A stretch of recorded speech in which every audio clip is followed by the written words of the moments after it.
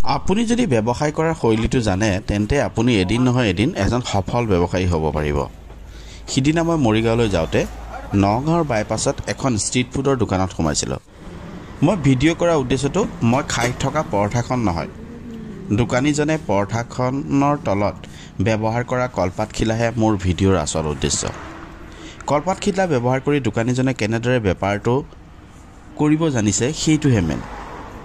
মই সোধাত দোকানীজনে কৈছিল যে মই ষ্ট্ৰীট ফুডৰ দোকানখনৰ পৰা দোকানীজনে দৈনিক 1000ৰ পৰা 2000 টকা লাভ কৰে।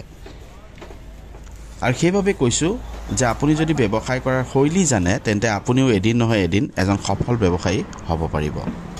আপুনি দেখিছেনে এই কলপাতখিলা ব্যৱহাৰ কৰাৰ কাৰণে কিমান শুৱনি হৈছে এই গোটেই প্লেটখন, আৰু সেইটোৱে হৈছে এজন ব্যৱসায়ীৰ সফল হোৱাৰ এটা ডাঙৰ শৈলী।